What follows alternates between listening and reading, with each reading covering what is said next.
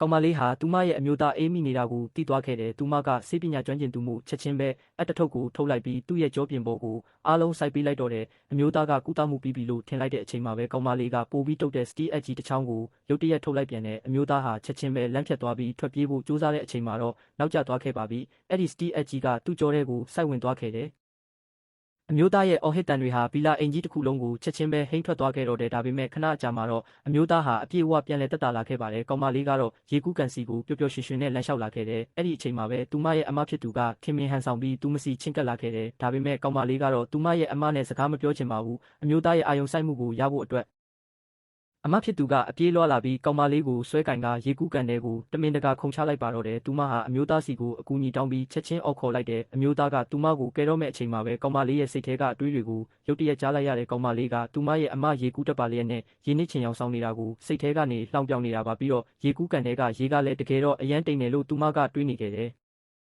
ဒါကိုကြားပြီးတဲ့နောက်မှာတော့အမျိုးသားကကောင်မလေးရဲ့အမကိုရေကူးကန်ထဲကနေကိုယ့်ဘာသာကိုယ်ပဲတက်လာဖို့ပြောလိုက်ပါတယ်ရေထဲကနေတက်လာပြီးတဲ့နောက်မှာလည်းအမဖြစ်သူကကောင်မလေးတွန်းချပါတယ်ဆိုပြီးလိန်လည်ဆွဆွဲဖို့ကြိုးစားနေတော့မှပဲဒါပေမဲ့အမျိုးသားကတော့သူမကိုမယုံတော့ပါဘူးအဲ့ဒီနောက်မှာတော့အဲ့ဒီအမျိုးသမီးဟာမေးလဲချင်အောင်ဆောင်းလိုက်ပြန်တဲ့အမျိုးသားရဲ့ညီမဖြစ်သူကသူမကိုကူညီဖို့ပြင်လိုက်ပေမဲ့သူမလည်းကောင်မလေးရဲ့စိတ်ထဲကအတန်ကိုကြားလိုက်ရပြန်တယ်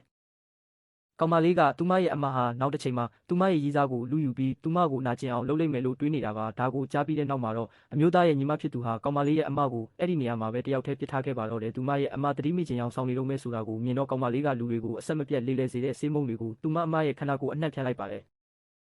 မကြခင်မှာပဲသူတို့တွေဟာဆိုးရွားတဲ့အနံ့အသက်ကိုရရှိသွားပြီးယွန်ရှာလွန်းလို့နောက်ကို2လမ်းလောက်ဆုတ်သွားခဲ့ကြတယ်မိမိခန္ဓာကိုယ်ကထွက်နေတဲ့အနံ့ဆိုးကိုဆက်ပြီးမအောင်အီးနိုင်တော့တဲ့အတွက်အမဖြစ်သူဟာမတ်တက်ထွက်လိုက်ရပြီးကောင်မလေးကိုဒါမျိုးနဲ့လွတ်မြောက်ခွင့်ပေးမှာမဟုတ်ဘူးလို့တတိပေးကထွက်ခွာသွားပါတော့တယ်ကောင်မလေးရဲ့ထူးခြားတဲ့စွမ်းရည်ကိုမြင်တွေ့ခဲ့ရတဲ့အတွက်အမျိုးသားဟာလောလောဆယ်မှာတော့သူမကိုကွာရှင်းဖို့မလုပ်တော့ဘဲဆုံးဖြတ်လိုက်တယ်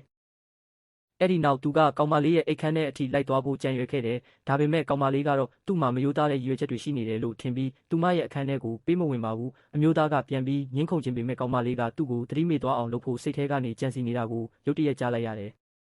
သူလည်းလှည့်ပြန်ပြီးဒေါသတကြီးထွက်ခွာသွားရုံကလွယ်လို့အခြားရွေးချက်စရာမရှိခဲ့ပါဘူး။နောက်ရက်မှာတော့သူ့ကိုဘဲတကောင်ကနှိုးလိုက်ပြီးအစပိုင်းမှာတော့သူဒါကိုတိတ်ပြီးသတိမထားမိခဲ့ပါဘူး။ဒါပေမဲ့သူဗီလာအင်ကြီးထဲကနေလမ်းလျှောက်ထွက်လာတဲ့အချိန်မှာတော့ကောင်မလေးဟာရေကူးကန်ထဲမှာဘဲတွေမွေးထားတာကိုတွေးလိုက်ရတယ်။သူမကအစီခံတွေကိုအဲ့ဒီဘဲတွေကိုกินပြီးစားဖို့တောင်အမိတ်ပေးနေခဲ့တယ်။သူဟာကောင်မလေးကိုမေးမြန်းဖို့ချက်ချင်းပဲအရှိကိုလှမ်းလာခဲ့တယ်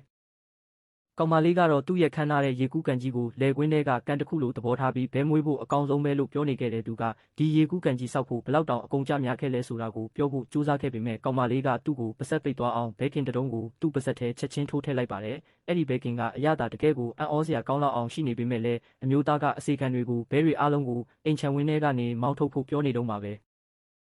အဲ့ဒီနောက်သူကကောင်မလေးကိုခရီးတစ်ခုခေါ်သွားဖို့ပြင်ဆင်လိုက်ပေမဲ့မိသားစုကားကိုတောင်ထဲမှာမြီးတကောင်ရက်နေတာကိုပဲတွေးလိုက်ရတဲ့ကောင်မလေးကသူ့ရဲ့အဖိုးတန်စိန်ခံကားရဲ့နောက်ဖုံးကိုမြီးအတွက်အစာကျွေးတဲ့ခွက်အဖြစ်ပြောင်းလဲပစ်လိုက်တာပါသူ့ကိုပိုပြီးစွန့်သွားစေတာကတော့မြီးကသူ့နဲ့တူတယ်လို့ကောင်မလေးကပြောလိုက်တာပါပဲအမျိုးသားဟာချက်ချင်းပဲဒေါသတွေအကြီးအကျယ်ထွက်သွားပါတော့တယ်